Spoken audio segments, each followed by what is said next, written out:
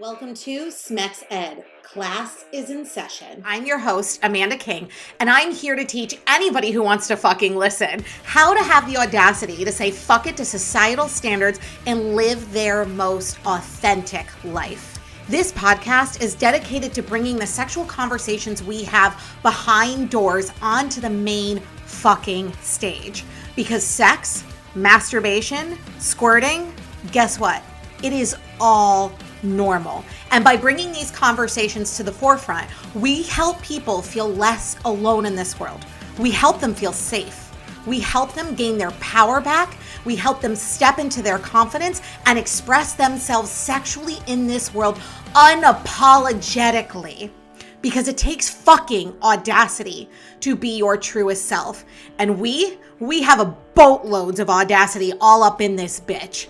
So let me ask you this. Are you ready for some epic shit?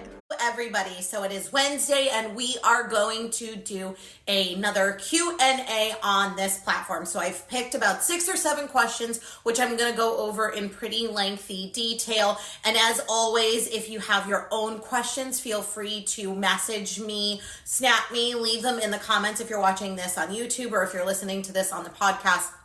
Feel free to message me directly. I never share your information with anybody. I crop your name out. So it's a safe space to explore yourself and to get the answers to the questions you desire. So let's discuss vaginal dryness because yes, it can happen in perimenopausal females, but it can also happen with other things. So let's discuss why you may be experiencing vaginal dryness. Vaginal dryness can occur if you have had surgery on any part of your reproductive system, such as your fallopian tubes, your ovaries, like your body may not produce lubrication the way it used to. Also, sometimes breastfeeding can actually cause vaginal dryness as well. Also, certain medications can cause vaginal dryness. So if it's happening out of nowhere, 1000% speak to your doctor first. But it is typically normal with perimenopausal women to experience vaginal dryness. But that's okay because there are a lot of things that you can do in order to help ease the discomfort. First thing we are going to discuss is lubricants.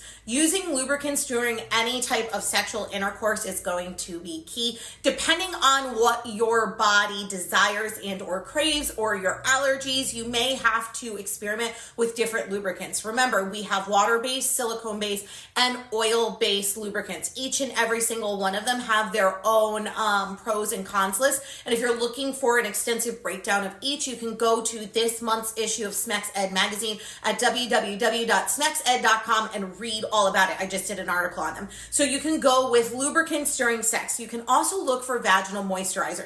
These are typically topical creams that have hyaluronic acid in them and are over the counter.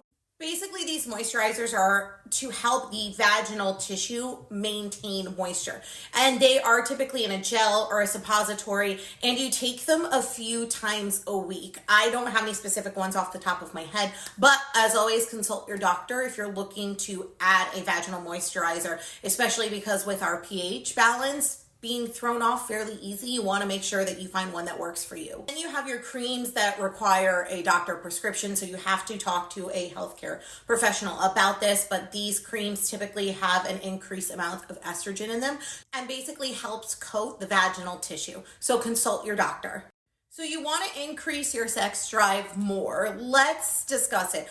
One of the things that I would suggest for you to do is it looks like you have a lot on your plate. When we naturally get overwhelmed, our intimacy and our sex drive is the first thing to shut down. This is because our body goes into fight, flight, or freeze mode. So if you are looking to increase your sex drive naturally, one of the first things you need to do is look at your giant ass to-do list and decide what do you need support with and what needs to go. Because there are aspects of your life that you could kind of thin out or get support with that could help you free up time, free up space, free up energy. And if you have more energy, you are more inclined to have sex. Number 2, other ways is talking to your partner and saying to them, hey, I would really love to have sex more often. What are things that we can do together as a couple to initiate this without it feeling constantly, not staged, what's the word, planned. These could be things of, hey, you know, I really love when you used to send me spicy text messages while I was at work. Could you do that? Hey, you know when we were dating and you used to bring me flowers on your way home just cause? You haven't done that in a really long time. I would really love if you started doing that. Hey, do you remember where you used to wear that red dress? And I used to love that when we were dating. Do you think you could put that red dress on? Hey, could we have a date night to ourselves where it's just you and me doing exactly everything that we want to do? No kids, no phones, nothing. It's just us. It's about reconnecting again intimately with your partner as well. Write a list of things down that turn you on, share them with your partner, and also share them with yourself. If you can get off solo play, right? What are the things that are getting you in the mood to masturbate? Share those with your partner. For example, if you were reading an adult fantasy novel that has a really good sex scene, what about the sex scene turns you on? Is it the dialogue? Is it the description?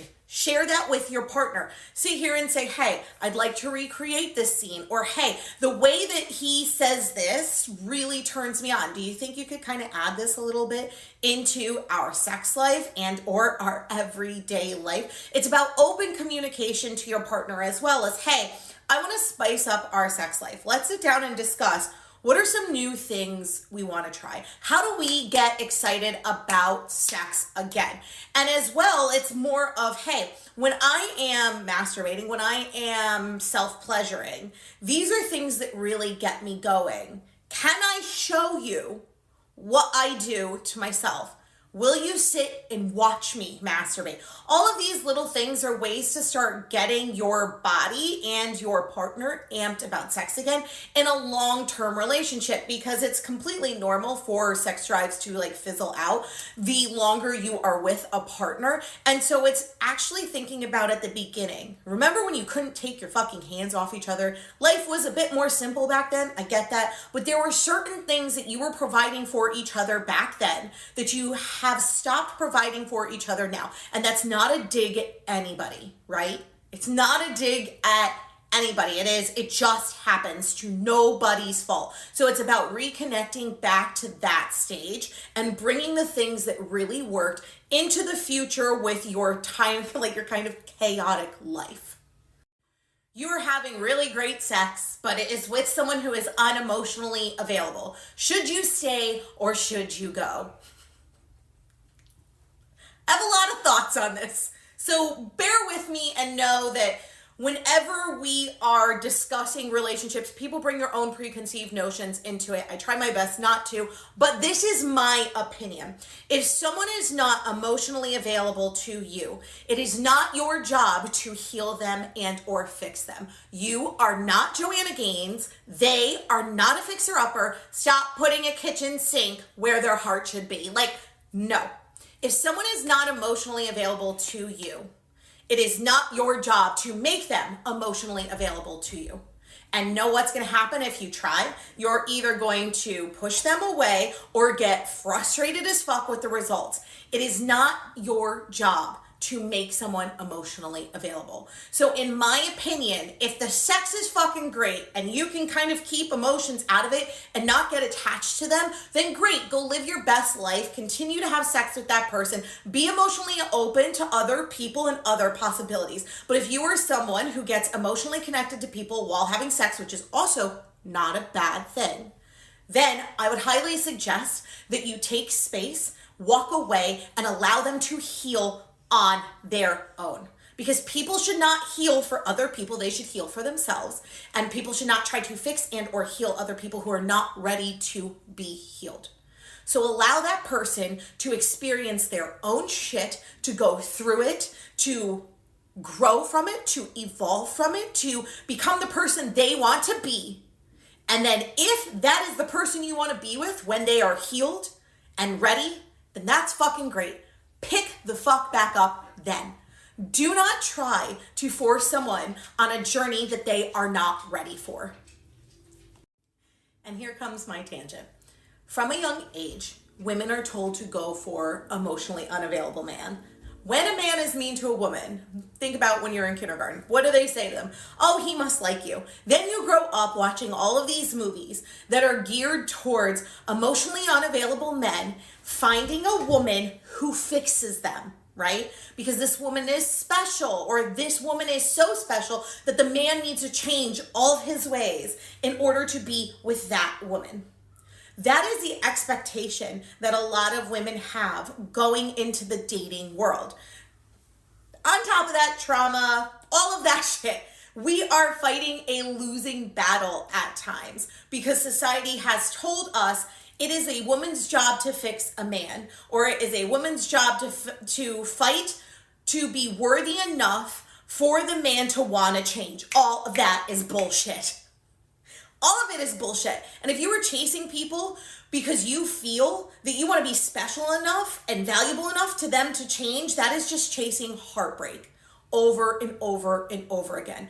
It is not your place, and it is not your only value to change someone to make them better. If someone wants to change, they have to do that because they want to become a better fucking person. Because you know what's going to happen? If they change for you, it's not legit. It's not authentic. It's not organic. And eventually, if something happens where the relationship breaks down, they turn into the same dick that they were before. And this goes for every single gender, whether you're man, woman, non-binary, like never. Your only value on this planet is not to make another person better. They have got to want it, and they have got to feel worthy of being better, and they have got to create the change within them. That is their journey, and that is their right. And you deserve so much better in this life, whoever you are, than to be chasing people who do not show you the love, attention, respect, and the value that you deserve. You are a valuable person on this fucking planet, and if people do not recognize that, they do not belong in your life, period. Even if it's great sex, even if there's great chemistry, even if your heart pounds every single time they walk into the room, that is anxiety. That is not chemistry. That is anxiety.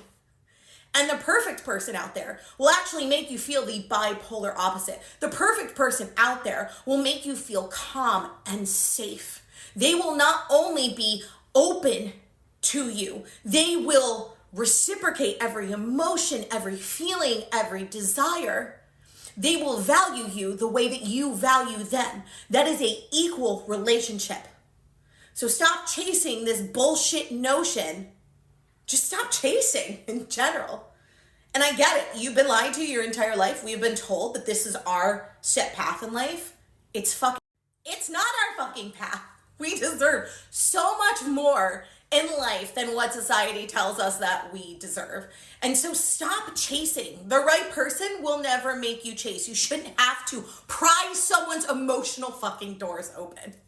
They should be willing and open to open those doors for you because they want to, because they're an emotionally intelligent human being who wants you to know them at that level. I don't give a shit if they've been hurt in the past. Not trying to be a bitch. But like, I get it. I've been hurt in the past too. Everyone fucking has. They're not special. No one is special. Everyone has gone through heartbreak. Everyone has gone through heartbreak so debilitating that you feel like you can't even get out of bed. Everyone has lost a love. Everyone has probably been cheated on. Everyone has probably possibly cheated. Everyone has done everything. We are all going through normal, same experiences. So I'm sorry if you got hurt in the fucking past, but that's no excuse to keep your heart closed to other people. We've all been there. We've all been through it. That is my tangent for today. Be better, do better, recognize you deserve better. So this question is so loaded on so many levels. So an open relationship is a consensuous, non-monogamous relationship, which means both partners have agreed to participate in an open relationship. Both partners are typically open with their boundaries, their communication, their rules, their guidelines, whatever you want to call it. That is an open relationship. What you are describing is not an open relationship. This is someone saying, I want an open relationship. You have to be monogamous. That's not what this is. Now, if your partner wants an open relationship and you choose to be monogamous, fine. That's up to you. Those are your boundaries within your relationship. But when one person says, I want to be open and I want to be able to either experiment, have other relationships with lots of people, but I want you to sit at home, or you are only allowed to be with me, that is not a good foundation for any type of relationship, especially an open relationship. A lot of people think an open relationship needs to be built from a broken foundation. That's the literal worst way to go into open relationships. They should be built from a solid foundation, meaning your relationship is good, it's tight, you got great boundaries, great communication skills. An open relationship isn't meant to fix anything. It is meant for each of you to be able to explore on your terms that are decided as a couple. It is not because neither of us are like wanting to have sex with each other anymore. Our relationship is shit, but we don't want a divorce, so let's do an open relationship. Absolutely fucking not. That would end in literally the worst way possible. And so if you are looking for an open relationship, it is so much more communication than you think than a normal monogamous relationship is. So if your partner wants an open relationship and you don't, that needs to be a discussion. If you are okay with your partner being in an open relationship and you staying monogamous, more fucking power to you. Create boundaries and communicate and make sure that you feel seen, heard, and valued within the relationship when they go outward. But what you're describing is not an open relationship. That's that person wanting to explore with keeping you on the side. Sorry, that's kind of harsh.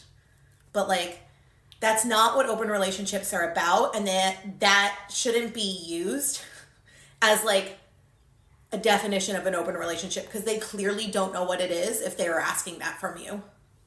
So let's discuss periods, everyone's favorite topic. But in all like seriousness, the pain that comes with periods is no fucking joke. In some like science, they are now equating cramps, like menstrual cramps, to like minor heart attacks. That's how painful it can be. And for someone who has gone through like extremely painful cramps, here are some ways that I've actually started trying to, do that have helped decrease my cramps without being on birth control, because that was the whole reason I went on birth control when I was 16, was to help alleviate my cramps because they were so debilitating. Here are a few things that I do as an adult. Number one, I try to cut out caffeine at least a week before my period. So during your PMS cycle. So this means I try to cut out coffee, caffeinated sodas. I try to switch to green tea and matcha, which is a different type of caffeine. It's a more slow burning caffeine.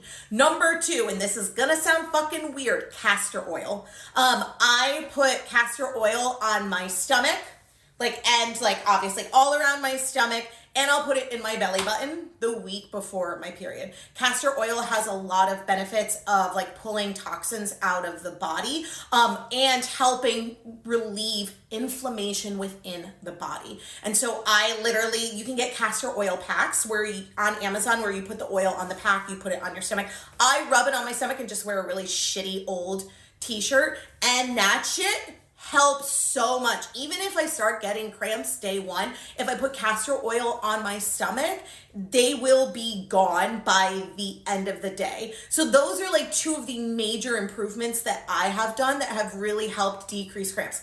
As well as the week before, I try not to do any type of HIIT workouts. HIIT workouts increase your cortisol levels, they increase your adrenaline. And so in order to relax my body and get it prepared for the bullshit it's about to endure, I tend to focus on walking, yoga, stretching, Pilates, all low impact exercises in order to prep my body for the achy bullshit mess it's about to go through. Also, a lot of OBGYNs and doctors will recommend starting to take, I think it's 2 ibuprofen, 4 to 5 days before your period starts. I, once again, am someone who doesn't like to take medicine, or I try to find more holistic ways to do that. So one of the things I started adding into my diet was magnesium supplements. Magnesium is a natural muscle relaxant. So I take 600 milligrams of magnesium a day to help just like relax my body, which does help to lessen my cramps. As far as bloating, making sure that you are drinking a lot of water with like natural diuretics, as in fruits and vegetables in it. So like cucumber, natural diuretic. Eat as much cucumber as possible. Put cucumber in your water.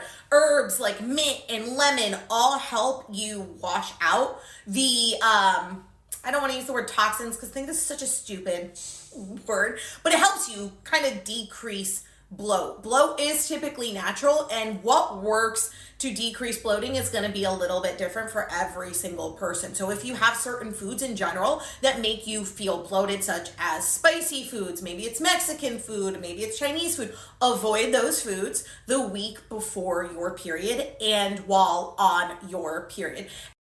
Can you lose the ability to cream and or squirt if you haven't done it in a while? No. It may be harder to get your body up to that point again because it has been a while since you did it, but it's not a use it or lose it. And it's not a, oh, you get a certain amount and then you're done. It is more about reconnecting with what were the things that made you be able to do that before. And I'm going to give you my biggest piece of advice I give everyone is discover this during self-pleasure. So during your own masturbation sessions, start exploring your body in different ways with different stimulation in order to see if you can achieve that feeling of the style of orgasm that you are looking to do. And this may mean literally taking a little bit longer during your self-pleasure sessions. Like I always talk to friends and they're always like, oh yeah, well I got this new toy and it got me off in like 3 minutes and I was wham bam, thank you ma'am. Or I have a friend who she's like, I get in and I get out. Not me, I schedule 30 fucking minutes and I go to town in those 30 minutes. Why? Because when you orgasm the first time, you squirt the first time, you cream the first time, you think that that's your glass ceiling. Ladies, there is such a higher ceiling than that, right? We have to stop and think about it. The clit takes 20 to 40 minutes to get fully aroused. The clit is like a wishbone, right? What you see is the clitoral hood and then it goes down the sides of your labia, which means the more you play with yourself in that area, the more sensitive you become in that area, the more swollen you become in that area, the more blood flow to that area, the more intense orgasms happen if you continue playtime. So if you were in there for 3 minutes and you were like, why am I not squirting? Stay in there for 15. Relax. Remember, self-pleasure is a time for you. It's the only fucking time you got during the day for yourself. Make it a big fucking to-do, right? Give yourself foreplay. Get yourself warmed up ahead of time with mental foreplay, right? Maybe that's reading a spicy book. Maybe that's watching porn. Maybe that's listening to audio porn. Maybe that is spicy texting that's special to someone. And then go into the session kind of already aroused. Get a favorite toy. Then sit in that session with that toy as long as humanly possible. This is your time for you. This is your time to become as aware of your body as possible. The longer you spend with your body, the more you're going to get to know your body. You're going to get to know what settings, what toy, what positions get you off. Stop treating self-pleasure like it's a one and done. I'm in, wham, bam, thank you, ma'am. Like you deserve so much more. You deserve so much more than that. And also don't go into sessions. Do not go into sessions with this idea, this notion that you have to come. And I know that's so hard, right? Because you're like, well, what the fuck am I doing in here? That's the whole point. I understand that. But if you go into a session, whether it's sex, whether it's solo play, and you're like, I want to squirt today, you know what's going to happen? You're going to preemptively fixate on that idea of, oh, I need to squirt because I haven't squirted in a while and I don't know how to squirt anymore. And what's going to happen? You're not going to really be in it. Your body isn't going to feel what it needs to feel in order to do it. Your mind will take you fucking every other fucking place. You will have disruptive thoughts, that point where you're like, it feels like it's gonna happen. And then when it doesn't happen, you get so disappointed, you get in your head and you're like, oh my God, I'm broken. I can't figure this out. This is never gonna happen. I'm never gonna be able to come again. What's going on? Boom, you're out of the moment. It's not gonna happen. So go into these self-pleasure sessions or sessions with your partner with, hey, I just am here to have some fucking fun, to see what my body is capable of doing, to feel good. Because whether or not you come, yes, I get it's the ultimate goal, but the whole process up to that goal is kind of sometimes the best part. It feels really good. Even if you don't achieve an orgasm, it can still feel really, really good the entire time. So go in with, I'm going to reconnect with my body. I'm going to play with my body. I'm going to see what my body is capable of. I'm going to relax. I'm going to take deep breaths. I'm going to be with myself in this moment because I don't get a lot of time to myself. And I'm going to enjoy every single second of it. I'm not going to get into my head. I'm just going to be here. And that, when you are the most present with yourself, is when it's going to fucking happen. So fixating on it is just gonna make it worse. So go in, relax, have a good time. Male chastity, where your wife has a key, is it safe? It's completely safe. Few things I want to touch upon here. One, whatever thing that you and your partner want to explore, it's normal, it's safe, it's okay. However, do your research. Make sure you read up on it in its entirety. And I don't mean like read like 1 or 2 articles and be like, got it, done, I'm into this fetish. No, actually do some legitimate research so that you know what to expect when you are exploring anything new sexually. Number 2, communication boundaries. 2 biggest things you've heard me say over and over again. Any type of exploration, you need to communicate with your partner, and then you need to create boundaries about what this looks like for you too. So is this something where you're wearing it all the time? Is this just when you're home? When can she use the key? When can't she use the key? What are things that she needs to do in order to use the key? Like, this is boundaries. And being able to create hard and soft limits, right? Like, this is a no, absolutely no. This is a, you need to check in with me. And this is a go, go, go. Any type of exploration requires those things: research, communication, and boundaries. Play with it, experiment with it, and then, piece of hair, and then talk about it with your partner. Hey, how did that go? Aftercare, right? Did you like that? Does that still work for you? Do we need to recreate any boundaries? Do we need to try something new? Oh, I want to try this. Okay, what are the boundaries behind this? And I know this sounds so clinical, right? And sex is supposed to be anything but clinical, but also it's clinical. Especially when you're bringing things into the bedroom for the first time. It will get less clinical the more you do it, the more practice you have, the more you understand and communicate those boundaries, it's gonna get better. But at first it may be a little bit clinical, and that's totally okay. As long as everyone is consenting, everyone feels safe, everyone feels valued, that is perfect. So whatever you're into, as long as it's between 2 consenting adults, do your thing. And that is all for today's Q&A. If you've messaged me a question, I will get to them when I get to them. And if you have a question, feel free to message it to me and I will get to it when I get to it. Thank you so much for listening to Smex Ed with Amanda. And some parting words for you today. Remember this: no matter how hard society pushes you down, no matter how many times you fall, as long as you get the fuck back up, they can never stop you. You are unfuckable with. You will win. Don't allow this world to dictate how you show up in it. Don't allow society to make you bend the knee. Instead, make them bend theirs. And don't forget, if you like what you heard, go on to iTunes and Spotify and leave your girl a review. Until next time, my beautiful people.